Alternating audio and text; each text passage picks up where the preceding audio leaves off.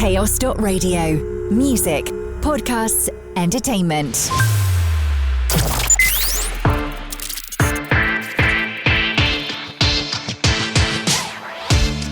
Hello and welcome to the latest edition of NEWSWAVE, written, produced and recorded in the heart of Cornwall by the team here at CHAOS Radio. I'm your host Tom Howe, and I'll be guiding you through some of the insightful guests and exciting news content that we've enjoyed across CHAOS Radio this past week. On today's show, as Legally Blonde the musical heads to the Hall for Cornwall, one of the show's stars, George Crawford, who plays Emmett, joins presenter Ross Lannon to talk about the brand new production.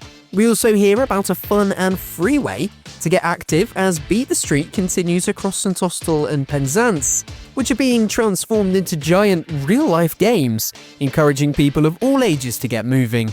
Tim Marrion at Active Cornwall explains how it works and how you can still take part. Our very own CHAOS Arts Correspondent Cathy Davies joins us for her monthly catch-up on what's happening across Cornwall's vibrant arts scene, as well as an update on her own creative work. We hear about a fully funded sailing opportunity for young people aged 16 to 17 with Matthew Borard from the Morva Sailing Project, who joins us to explain more about a unique sail training voyage delivered in partnership with the Roseland Youth Sailing Trust. And finally, TV presenter and celebrity vet Dr. James Greenwood, alongside Linda Edwards, Chief Executive of Working Animals International, highlight the essential jobs animals continue to do alongside humans and why better awareness, care and recognition are so important. NEWSWAVE. Now, if you love a feel-good musical, you're in luck, because things are about to get a lot brighter here in the CHAOS studios, or should I say, a bit pinker. That's because Legally Blonde the musical is back in fashion with a huge new production, heading right here to the Hall for Cornwall from May the 5th until the 9th. Joining presenter Ross Lannon was one of the stars of the show, George Crawford, who plays Emmett. NEWSWAVE. George, welcome to CHAOS. Thank you so much. Thank you for having me, Ross, mate. Thank you. Oh, it's a pleasure having you on the show. I've been looking forward to this because I've been seeing a lot of things online about Legally Blonde. I'm a big musical fan myself, so very excited to chat all about it. Obviously, you being cast in this, very exciting for you. UK and Ireland tour, it's already kicked off. How's it going so far? You know what? It's been more than I could have ever hoped for this kind of revival of the show. I think the show has come at a perfect time for people needing a bit of joy, a bit of happiness, a bit of an escape, and we feel very proud to be able to bring that for 2.5 hours really. Yeah, exactly. And I wanted to start the interview today, George, with quite an important question, okay? Because I'm ashamed to say this, I've never watched the film of Legally Blonde, okay? However, as a massive theatre fan, as soon as I saw it was coming to Cornwall, I booked tickets. So I've got my tickets sorted, but I've never watched the film. So I wanted to ask you, as someone who is in the show, do you recommend people watch the film before they see it, or go into it with more of a surprise of what to expect? I think there is no kind of right answer to this question, as frustrating as that answer will be. People who have seen the film, who are a big fan of the film, will be able to still appreciate what the film was in the timeless classic period of that time. We have kind of modernized it slightly to more of a kind of modern day setting, but still very much the characters and the storyline that they can expect. I would personally say kind of going in blind would be quite fun, especially if you don't really know the show, you don't know the characters, so you can really fall in love with this interpretation of it. Yeah, see, I'm really torn because I had a similar scenario. I did it with the Devil Wears Prada musical because I was like, right, I watched the film like a few days before I went to see the show. And then when I was watching the show, I was like, oh, they've done that exactly. Like, that was great. They've done that. So I'm kind of torn between, yeah, I see what you mean, though. I'm tempted, but I quite like the idea of a clean slate and just seeing how you guys interpret the film through the theatre. Now, George, you've got some pretty big theatre shows under your belt already. I was having a little look online, from the likes of The Great Gatsby to Waitress to The Book of Mormon. So tell me what drew you to this role in Legally Blonde. Do you know what? I'm very privileged to be in a position in my career now where I I've got to do some really exciting shows and also some very smaller kind of fringe shows as well. For me, the big draw for this production was working with Nikolai, who is the director. Nikolai has done some incredible shows and some incredible revivals, one of them being Greece, which it's been on tour for many a year and then went to the Dominion for the past 2 summers, I believe. And I just think his work is amazing. And any kind of actor that you speak to always says, if you get the opportunity to work with Nikolai, you'll never want to work with anyone else again. And that, to be fair, is exactly how I feel. I hope he keeps me hired for the next 5 years, because he's just been a pleasure to work with. I did The Great Gatsby with Amber. And the opportunity to work with her again, it was a bit of a pinch me moment, because we got on so well when we spent the summer together at the Coliseum. So then to spend a year together playing opposite each other, we're having just the best time. So I'd say those 2 things were the main kind of pull. And also, everyone from a musical theatre perspective knows Legally Blonde. And if they don't know the musical, they know the film. So I knew that there was going to be a huge push for people to come and see the show. And the audiences haven't failed us yet. I love this. And I love the fact that more and more like iconic films are being turned into musicals as well. And it's so good to see. As a theatre fan, I think I'm absolutely here for it. Tell us a bit about your character then. As someone who hasn't watched the films, you play a character called Emmett. So give me a guide to dummies of who Emmett is and what he gets up to. So Emmett is in his kind of postgraduate term at Harvard Law. He was brought up in some of the most poverty-ridden, crime-filled area of the United States, in the Roxbury slums. And he's had to really work his way into this incredible school and facility for studying law. And he had to work from the ground up to get there. And when Elwoods comes into Harvard Law to pursue a relationship which is collapsing, he really struggles to see eye to eye straight away with her, because he's like, you've just basically walked in with your privilege and it's been paid for. Yes, you've had to work hard to get into the school, but you're doing it just to try and win this boy back, when I've had to work incredibly hard through all the kind of stereotypes that have been thrown at me from my social class perspective to still kind of go against the odds and be here. But that's where the beauty of their relationship and friendship forms, is because she's fighting against the stereotypical persona of her looks and how she's perceived as a blonde woman, but still is able to push past those norms and become really successful in law. And Emmett's is slightly different to a looks perspective, but more his kind of social class. And this friendship keeps evolving for them both, seeing past, I guess, inequalities in each other, but more like the kindness that they have. Okay. And am I right in thinking that Emmett is a bit of a love interest character to Elwoods, the main character? We'll have to see. He's a tease. We'll have to come and watch and find out. His intentions, what I can say is intentions throughout the show is never to be like, I'm gonna help you. He genuinely does want to help, because he sees someone trying to push past the norms of actually wanting to do right. And I think that's why audiences fall in love with the 2 characters and their relationship, is because it's never from a place of, I want to be with you because I fancy you. It's from, I believe in you. And that's what's been really nice to play as well. Got ya. And like you said there, you've obviously got a history working with Amber Davies, who plays the main character, Elle, as well. So it must be really nice for you guys to get back together and be this kind of real duo of theatre legends now and working together. It must be nice. I think for us, we just have fun on stage. We're never in a position where we are, going past fun where the audience are going, are they just messing around? It's never that. But for us, we're so comfortable with each other and with the roles that we're able to really play. And we keep saying to each other, every single performance we've done has been completely different, because we've been given the freedom, again, by the director to keep finding new things and keep playing and approaching lines differently, so it keeps it fresh for us. Because being on tour for a year, going to different cities and doing the same show, you don't want it to ever feel boring, because then the audience will then feel like the performers are bored.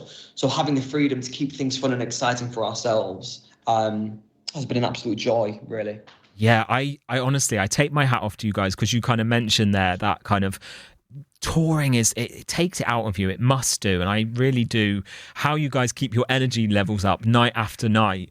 Have you got any like tips or tricks? Are there any backstage rituals or little nuggets of information you can share with us? Like anything that keeps you going? Like, have you got any little rituals or anything? That's a really good question. I think I got married 2 weeks ago, and I think for me, obviously I can't wear my ring on stage, but I've got a little box that I put it in. And now I've started to do a thing where I put it into the box and go like, right, I'm going to do this show for Amy now. And that's been like a nice little kind of drive for doing the show every night with like a new, fresh approach. I think when you go city to city, the audiences do change based on capacity of theatre and also your kind of average person who's coming watching the show. And that's been really fun to kind of play with, because different areas of the UK will react differently to different lines. It's very interesting. And some audiences are a lot more raucous and wanting to kind of laugh and shout and cheer, and some are just a lot more appreciative and silent, but there's still been standing ovations every night, which is something that, again, we don't take for granted, because that is a symbol of us working hard and giving a good show, really. Yeah, well, you're in for a treat when you come to Cornwall. For the Cornish audiences, I'm sure we'll look after you. I'm sure we will. Hopefully. So you're coming to Truro. This is at the Hall for Cornwall, taking place from the 5th to the 9th of May. You were telling me a little bit off camera there. This is first time to Cornwall, is it? It's my first time to Cornwall. It's kind of closest that I've been. Well, I've been to Plymouth when I did Waitress, and then I proposed to my now wife down in St Ives. So they're the two kind of most southern parts of the area that I've been to. But yeah, my first time to Cornwall. So it's very nice when you go on a tour that you go into the different parts of the United Kingdom that, you know, you've never been to before, but you're getting to go to for work. So I might bring my dog with me, take him down to the beach and have a nice time. Oh, you'll have to have like a delayed honeymoon. Come down to Cornwall. I know. Chill out a bit, isn't it? Yeah. That's quite an intense thing to do, isn't it? Go on a full UK tour right after getting married as well. I know. And we moved house last week as well. I think we're crazy. Yeah. You're certainly testing yourself, that's for sure. Yeah. So final kind of questions, George. What is like a standout moment in the show without giving any spoilers? Have you got a favourite moment that we should look out for? I think the ensemble in this show work incredibly hard, and it's the choreography by Leah Hill is fantastic. Leah also choreographed Kinky Boots, which is on at the London Coliseum at the moment, which was also directed by Nikolai. So they're both doing incredibly well at the moment with two huge productions on at the moment. And her choreography throughout the show, I think, is absolutely fantastic and really brings this story to life. For me, some of my favourite bits in the show are, selfishly, one of my numbers, which is Chip on My Shoulder, because it's a nice long part of the show for me and it's really fun, really interactive. There's a number in Act 2 when we're in the courtroom. I won't reveal what that is, but that is always a number which brings the house down. It's really fun, really funny, and that always gets a really good reception. And the finale, the Bows, to be honest, is crazily, it's gone kind of viral all over Instagram and TikTok of people joining in and learning the dance. And it's got to a stage now when we get to that moment in the show, you can see people in the audience kind of doing the choreo at the same time. So I guess that's something to get familiar with online and come and join in for yourself. Oh, it sounds like such a good night. I cannot wait for it. So for any of our listeners listening, there's still some tickets available, so snap them up quickly before they're gone. All right, this is at the Hall for Cornwall in Truro from the 5th to the 9th of May. Legally Blonde, the musical, featuring George Crawford here as the character Emmett. George, it's so nice chatting with you. Best of luck with the rest of the tour dates, especially in Cornwall as well. And I'll see you there. Nice one, matey. Thanks so much, guys. There we go. Do snap up those tickets. You can visit the Hall for Cornwall website, guys, by going to hallforcornwall.co.uk. NEWSWAVE. Now, a fun, free, interactive physical activity game is here in Cornwall and has already engaged more than 2 million people across the country.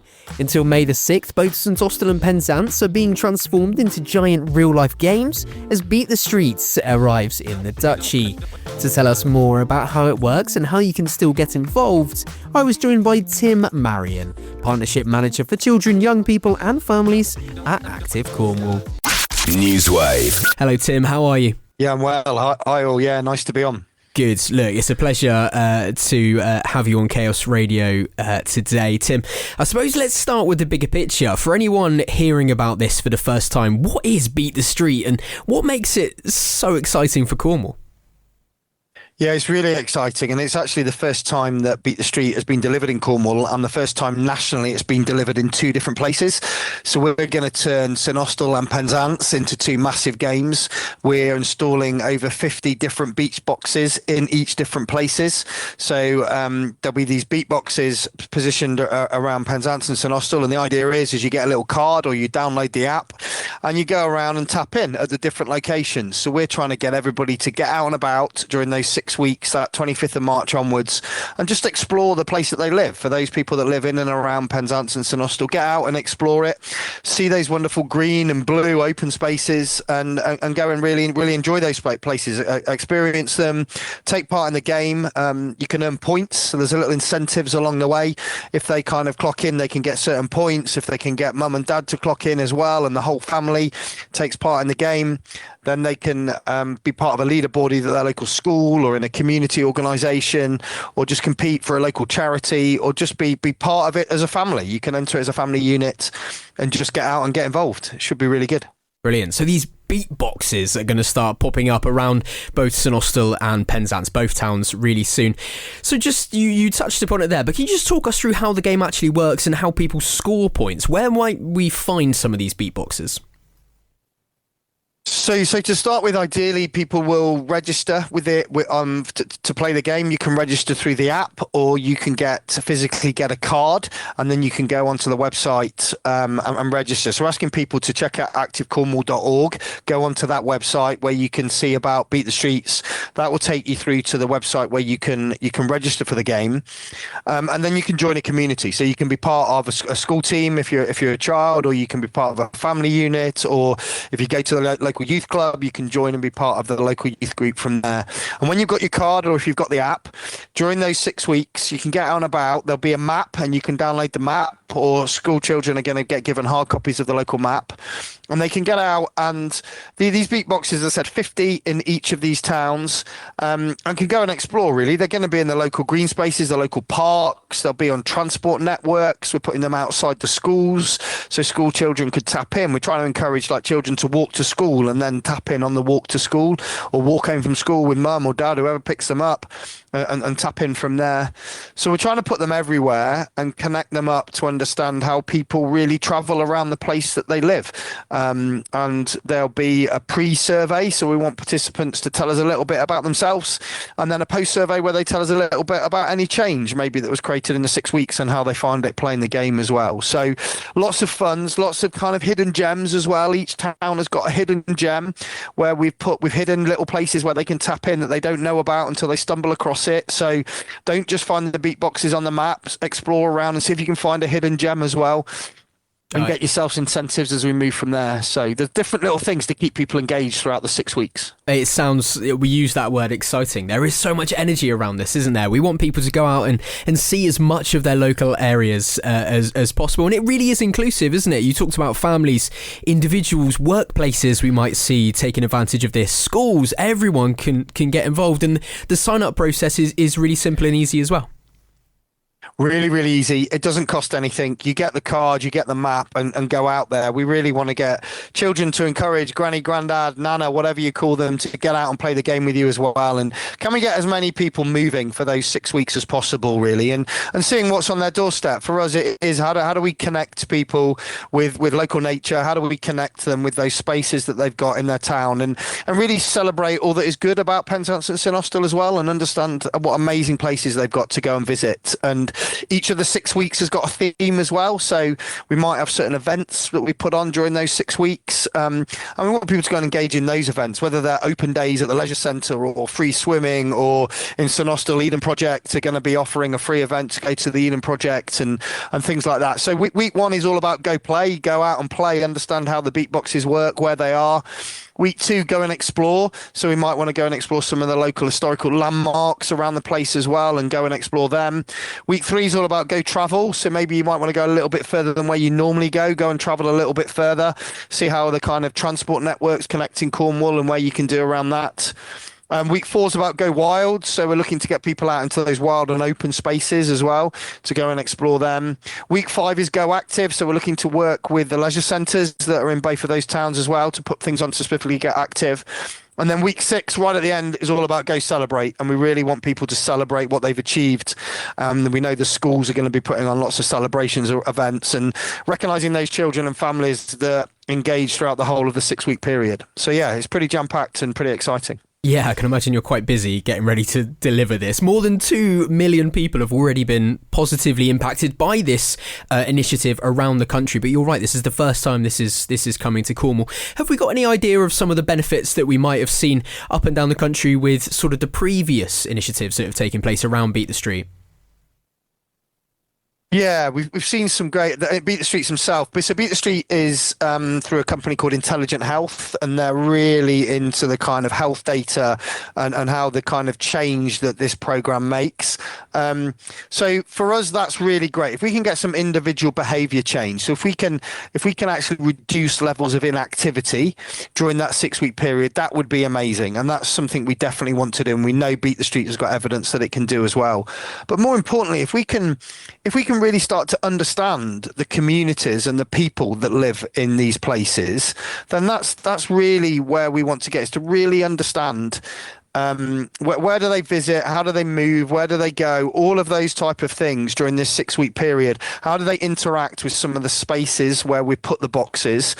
And if they can tell us about that in the pre and post survey, then that might help us with additional resource and investment and just looking to change the place to be a more active place. How do we create movement into people's daily routines? And that's exactly what we're looking to do with this program, from really understanding, knowing that yes, we've got 6 weeks of the game and it's going to be great fun, but post that, how do we then make people still embed movement and still go to the park and still engage in this, or still maybe just walk to school or park the car a little bit further away from school and do those last few steps by walking and being a little bit more mobile, which is where we're trying to come from. Yeah, that word legacy is so important, isn't it? We don't want people just to engage with this for 6 weeks and think, whoa, what a brilliant idea, and then sort of slip into old habits or maybe forget how much benefit and how much positivity they got from, I don't know, like you said, those extra yards to school or work that they were walking, maybe a new place that they've gone to explore and visit. And that brings me on to my next question, because you mentioned the Eden Project and a couple of other different places there. This is a huge collaboration, isn't it? It is a huge collaboration. Yeah, we've on purposely made sure that we've got a lot of people involved in this program. So we're working very much with neighbourhood health teams. We're working with the doctors' surgeries. We're working with school. We're working very much with Healthy Cornwall and Cornwall Council's transport team as well, that have invested in this to really understand where this goes. Bupa are putting some investment in this through the Eden Project as well. So we've got lots of partners all coming together that really see the value of what this is, and it's going to be great fun in getting everybody playing the game and taking part, and then telling us all about it afterwards, telling us some of the great things, and also tell us some of the not so great things, some of the things that they realized, you know what, when we did that go explore in week 2 and we did explore that green space, maybe if the lighting was improved or if there was a bench for my granny to sit down on, we'd go and visit it a little bit more. And if they can tell us that, then we might be able to create that sustainable infrastructure change going forward, which is where we want to come from, to, as I said, to make both of these towns just a little bit more active. For people listening in either area, or maybe one of the areas that wasn't chosen, why is a project like Beat the Street such a good fit for Penzance and St Austell? Why not other areas? What did you identify? Yeah, so we've done lots of work to realise, do you know what? We need to test and learn in certain places before we can look to roll something out elsewhere. We would love to have the resource and the capacity to roll Beat the Streets out in every town in Cornwall, but realistically that's not the case. So can we do it in 2 places which we felt were ready to engage, really good local community cohesion and connection and partners willing to engage in these 2 places, but also knowing that they're 2 places that struggle, I say struggle, but have got coastal and rural inequality inequalities, and we know actually we want to support that, and we want to put these things in. How can we connect the Clays to St Austell within that area as well?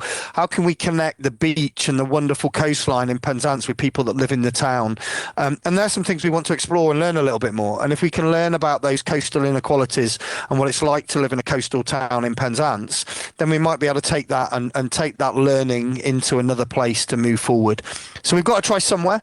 It doesn't mean we're not doing stuff everywhere. We're very much as Active Cornwall working across the whole of Cornwall, and we've got lots of interventions and programs and support we're doing with stakeholders across the whole of Cornwall. But let's dive a little bit deeper in these places where we know inequalities are a little bit greater, and let's get some learning from that. See if we can look to tweak the system a little bit, and then let's share that elsewhere. And again, wider than Cornwall, can we share that across the southwest, across the whole of the country, to ultimately is what we want to do as we work through the investment we get from Sport England to make England a more active country. Alan, we know here in Cornwall there's a massive pride of place, isn't there? And this is the first time that we've seen this initiative rolled out in two communities at the same time. I wonder if we're going to see a bit of competition between the two towns, maybe a bit of local pride. Penzance is better, no, St Austell's better. We might see a few little bits of competition between the two towns.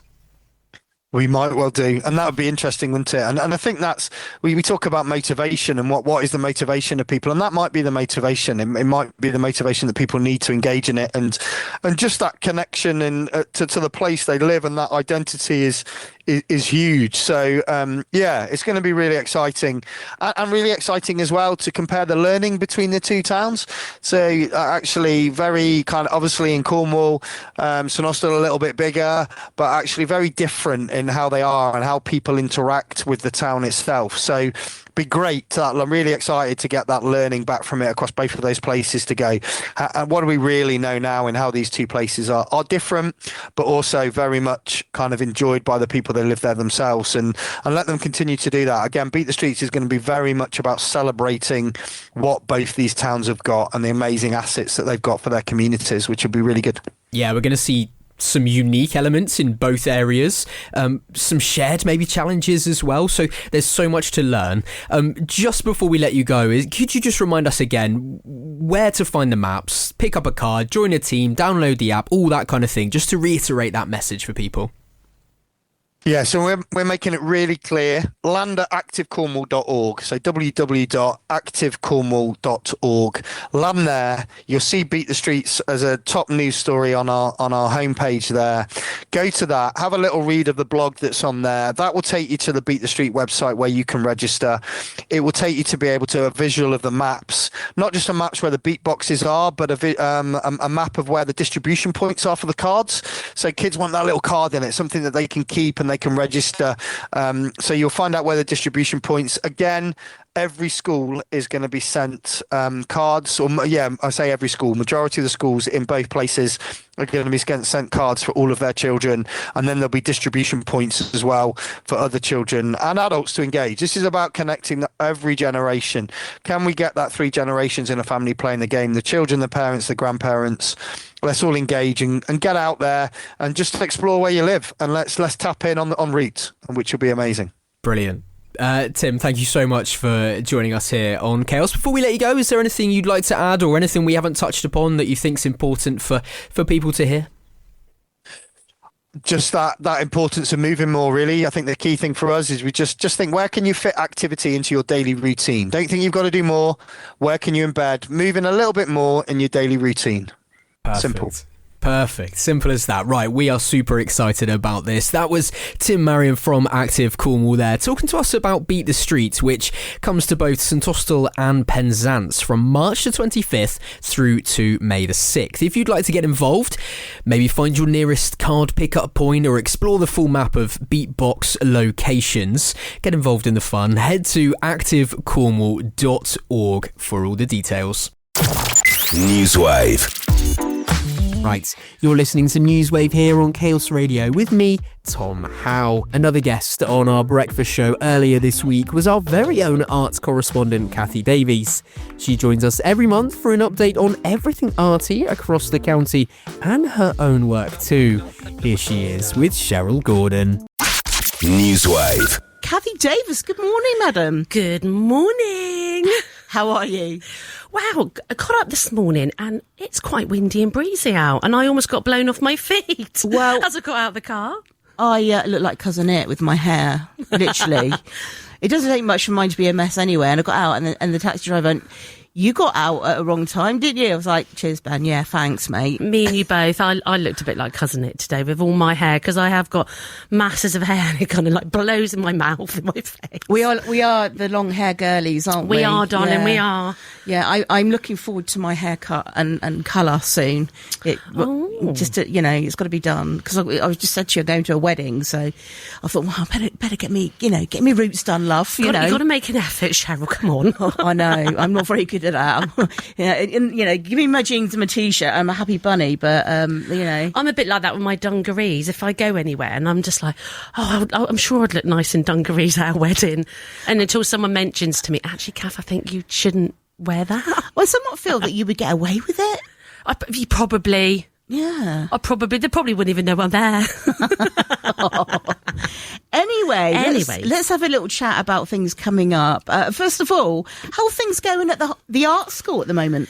It is manic, because we have got this huge event coming up, which starts the 18th of May, which is at Truro Cathedral, Cheryl. Wow. So these youngsters that I teach, I've got to say, they're incredible. So 26 students, and we've got this amazing event, and due to the power of persuasion and wearing the Truro Cathedral team down over the years, we've managed to get them their exhibition at the cathedral. But it's going to be there for 2 weeks, open to the public as well.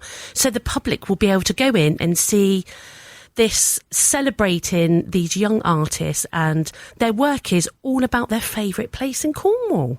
It's just lush. It must be really exciting for them to feel that maybe you have your little exhibitions, don't you? Yeah, every 5 weeks, yeah. And then for it to be in Truro Cathedral, I bet they're super excited, aren't they?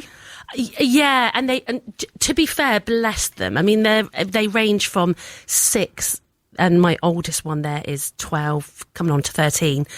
And all of them are nervous, but all of them have been with me for such a long time. Some of them have been there for 4 years. It's almost like they join up and they never leave. And it's the first time they've ever painted onto canvas as well. So that's a challenge. And it's just one painting in their 5-week course. And it's very exciting, but I know that they're going to absolutely smash this. They're going to be incredible. So these young artists get to showcase their masterpieces, one in front of their family and friends, but two, to show Cornwall that also my little art school, it's only run by me and some amazing sort of team I've got around me that support me and sponsor me.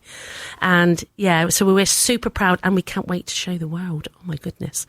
Yeah, it's going to be a really lovely experience for them. I mean, painting on canvas must be, I've only coloured or drawn on normal paper, so I can't even... It's very difficult painting onto canvas, because if you can imagine like a fabric, it's kind of like painting on it, so you have to really kind of do your underpainting.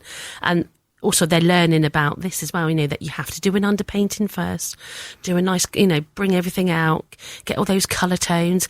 But they know I've been teaching them for a very long time, so they're well trained. And do you know what? I think people are going to be quite surprisingly shocked of actually how incredible and talented these youngsters are. It's great to see, isn't it? Apart from that, is there anything inspiring you at the moment?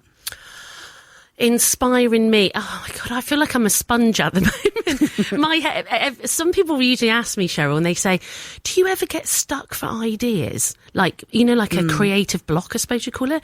And I always say, absolutely not, because my brain is always it is like a sponge. It just absorbs all this stuff. And I had this lovely moment at the weekend. On Sunday, we went down to a beach, a beautiful beach called Car Hayes.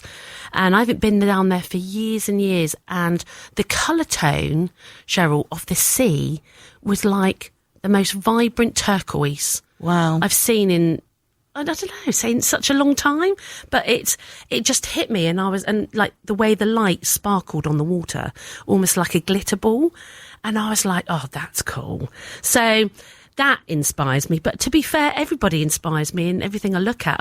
My eyes are like, you know, they're just like turned outwards. I'm just like, oh, they absorb all this information. And so, yeah, I'm kind of inspired by everything. But that particular day on Sunday when I saw the beautiful Carhays, you know, the castle in the background and the beautiful beach and that turquoise water.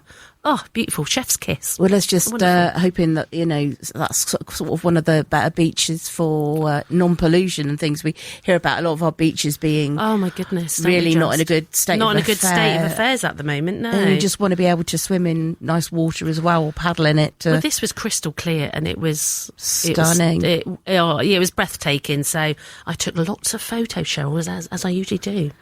Now, is there anything else happening in the arty world at the moment that you've got your eye on? Well, I have got my eye. So, there's an amazing artist, and I got to say, she is fabulous, but she's also the loveliest human being you could meet. And she's called Vanessa Hockin, and she has an up-and-coming exhibition which starts from the 1st of May and I think goes on to the 29th of July. It's out the Count House Botanic Mines near St Just, and it's a mixture of oil painting, cold wax painting, acrylic and pastel painting, and she is phenomenal. She's an artist that everyone needs to be looking out for, and I know her personally, and yeah, I'm going to give a big shout out for her up and coming exhibition, because she is truly inspiring and talented. So that's one to watch. It's Vanessa Hockin, artist. Now, we've been talking a lot about sort of what the youngsters do at your art school and stuff, but I heard there's something like really exciting that's happening in the pipeline. Yeah, so this is an exclusive to CHAOS Radio. Heard it here first, everybody. So this is really exciting. So I was approached by this lovely man called Bob. I have to call it, lovely Bob. And he owns a 1968 camper van. And this camper van is called the V-Dub Pub. So it's a camper van, but it's a vintage one, and it converts and sort of unfolds, a bit like a transformer, into a beautiful bar that's, you know, goes to weddings and funerals and events, and it's just stunning. Anyway, he came up to me and he said, wouldn't it be fantastic, I don't think it's ever been done, that we wrap the whole camper van in one of your paintings? And I just thought, I was like, you had me at camper van. I'm in. So we chose a painting which sold a few years ago now. So we chose an image which was called Reflections at Watergate Bay, and it's of 3 surfers in the background, like kind of walking into the sea, and the reflections. And it was marvellous painting. And it is now, as we speak, it's finished, I think, on Friday, and it's been completely wrapped in one of my paintings. And I mean, it looks like I've actually gone in and painted it onto the camper van. It is phenomenal. So once that's done, it's on Stanley, who's originated from California, this camper van, 1968. How old is that? And it's a beautiful V-Dub camper, which is a V-Dub pub, and it ended up in Ireland for some reason, from California, brought into this, into Ireland, and then shipped over to England, and then lovely Bob and his wife bought it in lockdown and converted it into the V-Dub pub. So had all the engine rebuilt, everything done. And then they've approached me, and this is what's happening. So we're going to get this camper van, once it's all done on Friday, it will hit the media with a massive media storm. And you will be seeing it around Cornwall. So if you do see this beautiful camper van parked up anywhere, like by the beach or for events, Boardmasters or V-Dub events, you'll see my painting wrapped on this beautiful vintage camper. I set a challenge to anybody that sees Cathy's van to go on to CHAOS Radio social, send us a picture, and the same goes with Cathy's socials as well. Yeah. Cathy, we're sort of running out of time now. Time goes so quickly. We could talk for ages. I could anyway. Well, absolutely. Finally, Cathy, it's great to have you here with us again this month. Please remind us how people can follow along with your work. So you can follow me on Facebook. It's Cathy Davies, artist. Or you can follow me on Instagram. And Instagram is Cornish Artist. Or on just send me a message on my website, www.cathydaviesartist.com. But I'd also like to say today, Cheryl, I'd like to give a lovely shout out to my little brother, Adam Davis, who's listening this morning. Bless him. So, Adam, I hope we've made you laugh today and made you proud. Good morning, Adam. Hope you're having a good day. Oh, well, that's it from Cathy for this month, but we will catch up again. That's a cert. Wonderful. My love to everybody, and get your paints out, get your sketchbooks out, and literally, if you spot the camper van, take a photo, selfie with you, and tag it on my page. NEWSWAVE. Right, age 16 or 17 and looking for the summer adventure of a lifetime? Well, Morvar Sailing Project has teamed up with the Roseland Youth Sailing Trust to deliver a fully funded sail training voyage. Matthew Borrard from Morvar Sailing Project joined Cheryl to explain more. NEWSWAVE. We take 10 to 12 young people. We put them on a 57-foot sail training boat, and we will sail across to France. And for a lot of the young people that we take, it's going to be their first experience of life at sea. And it will be 24 hours of 4 hours on, 4 hours off, 4 hours on, cooking meals underway, all of that kind of camaraderie that you get when you're thrown into that sort of environment. And then just experiencing what life gives you in France, which is, just amazing weather, great bread, cheese.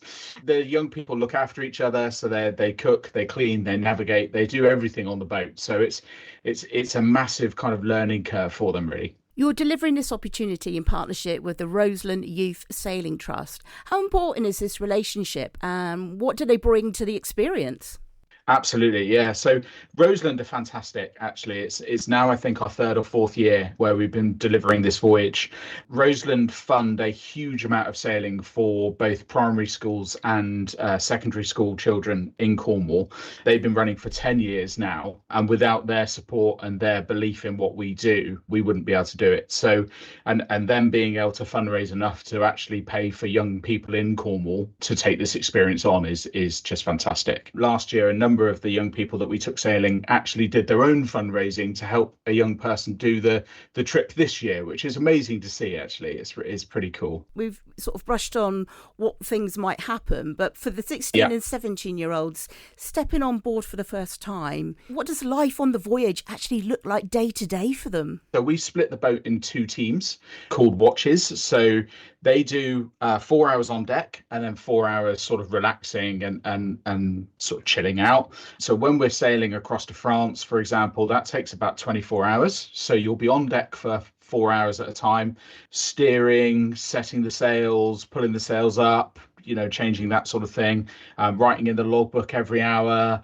navigating across the English Channel, which is one of the busiest shipping lanes in the world.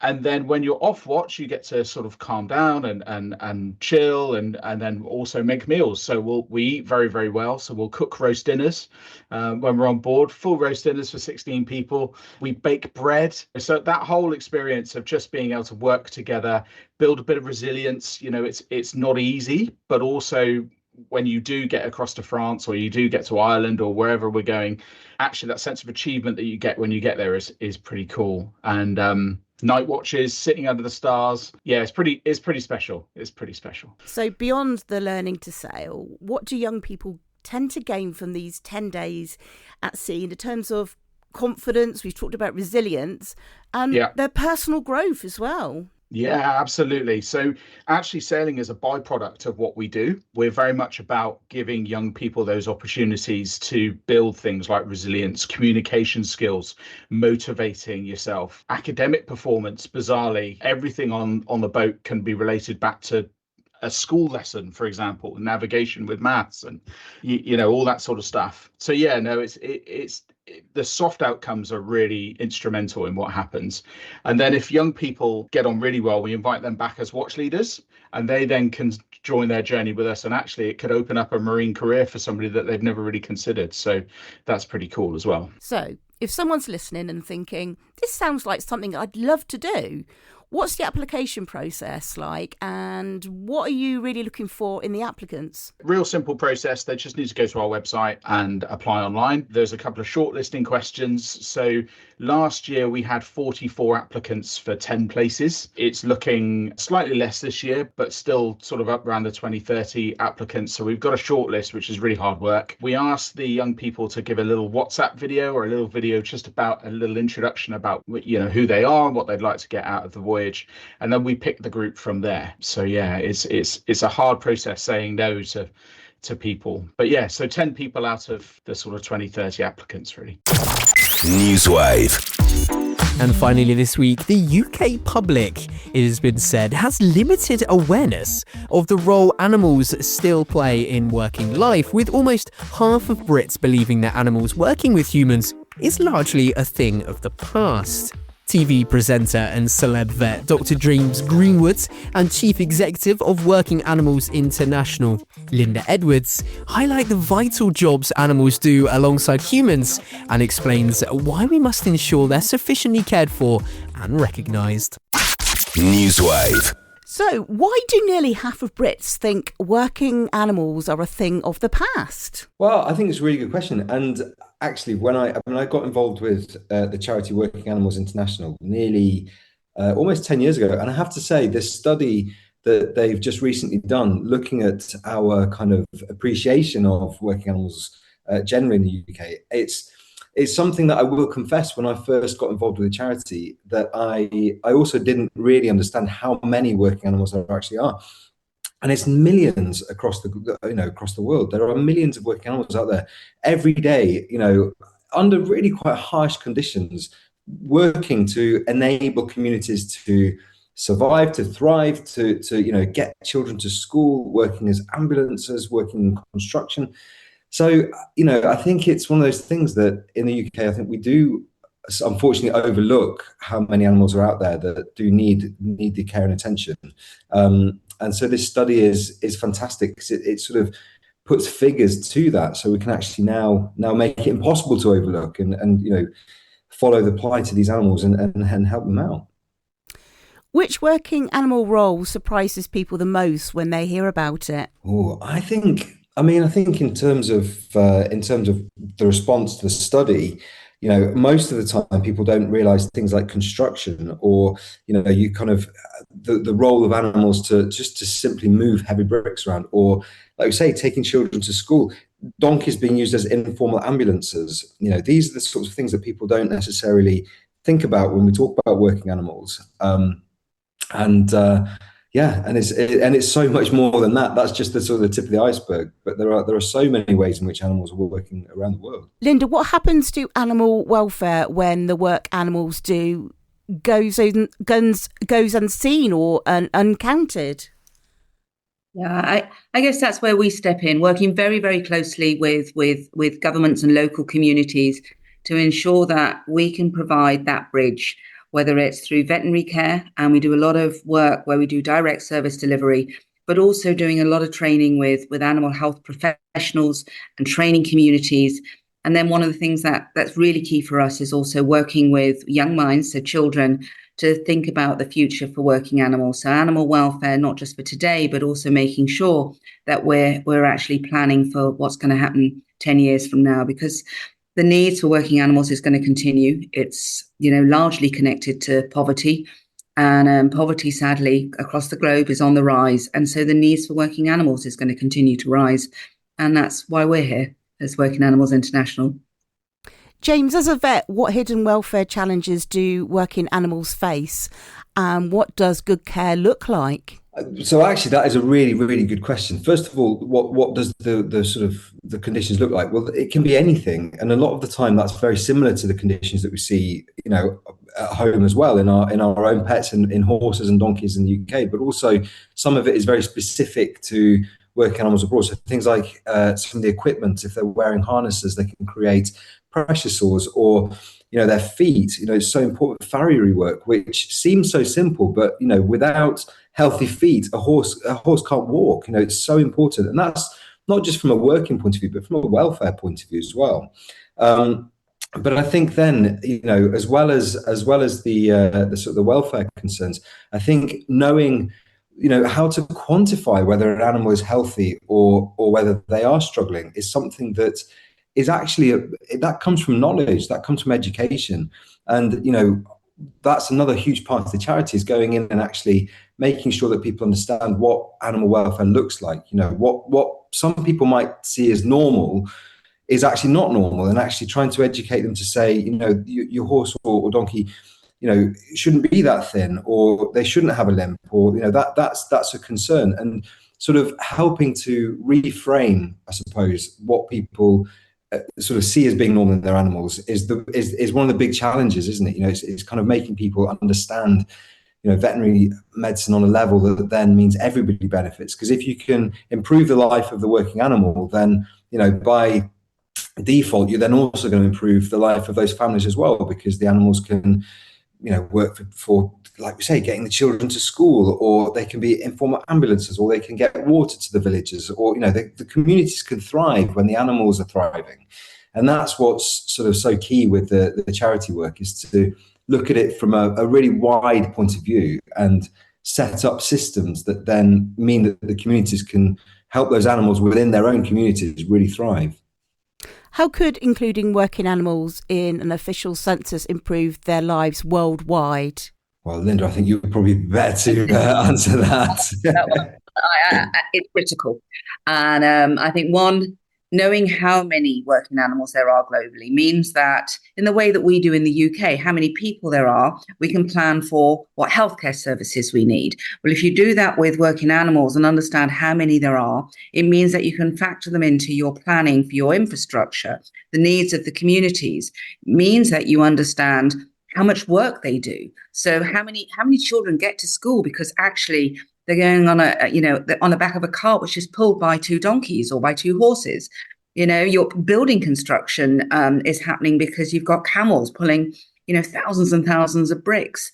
And if they're not visible, how do we factor them in? How do we ensure that we're making the right provisions, whether it's through veterinary care, whether it's through information and training, or whether it's through making sure that there's enough fodder in a crisis? If you've got a drought, and yet that the vast majority of your population is dependent on getting its children to school on the back of a donkey cart, and actually you've got a drought that's happening, and so therefore the grass isn't growing, what are they going to eat? And so it's recognizing that the more information we have, and it's not the sexy end of the information, we're thinking, we're gathering data. Actually, that data helps you to make decisions, helps you to plan, helps communities to be far more resilient for the future. And that's so important for working animals. NEWSWAVE. Okay, that's all we've got time for on this week's edition of NEWSWAVE. A big CHAOS Radio thank you to George Crawford from Legally Blonde the Musical, to Marrion from Active Cornwall, to CHAOS Radio's arts correspondent Cathy Davies, Matthew Borrard from the Morva Sailing Project, and to Dr. James Greenwood, alongside Linda Edwards from Working Animals International. And as ever, a final thank you to you for listening and helping support local journalism to thrive. To catch up on all our coverage, as well as to check out our extensive back catalogue of interviews and shows, do head on over to chaos.radio. And remember, if you have a local news story that you'd like to share with us, email news@chaos.radio or search CHAOS Radio UK across socials. NEWSWAVE has been produced and presented by me, Tom Howe, and is a CHAOS Radio production for the Cornwall Community Media Network. NEWSWAVE. CHAOS.radio. Music, podcasts, entertainment.